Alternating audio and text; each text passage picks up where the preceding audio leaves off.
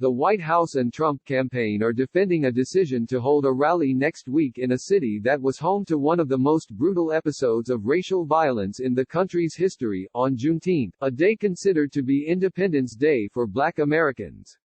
The rally, scheduled for June 19 in Tulsa, Oklahoma, marks President Trump's official return to the campaign trail after the coronavirus shifted campaigning to the virtual realm. The president is also facing criticism over possible exposure of attendees to the coronavirus.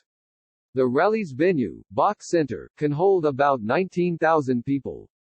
A disclaimer at the bottom of the rally's registration page reads, "By attending the rally, you and any guests voluntarily assume all risks related to exposure to COVID-19 and agree to not hold Donald J. Trump for president. Liable for any illness or injury." Asked what precautions would be taken at Trump's rallies as they restart, White House Press Secretary Kayleigh McEnany said Wednesday, "We will ensure that everyone who goes is safe," but she did not elaborate.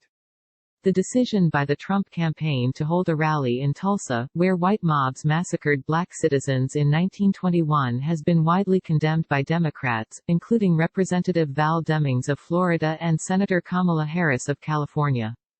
The arena is blocks away from the site of the massacre. Demings and Harris are among those speculated to be on presumptive Democratic nominee Joe Biden's shortlist for vice president.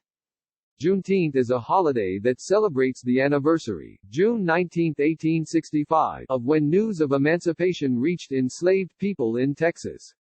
During a roundtable Thursday with community leaders on reopening the economy, Biden acknowledged the president's upcoming rally and appeared to conflate the date and history of Juneteenth with the date of the Tulsa attacks, saying, "He's going down to Texas on Juneteenth, right? The first major massacre, literally speaking, of Black Wall Street, right, years ago." When asked by reporters Thursday whether it was appropriate for Trump to hold his rally on Juneteenth, McEnany defended the decision, calling it a meaningful day for Trump. "The African American community is very near and dear to his heart.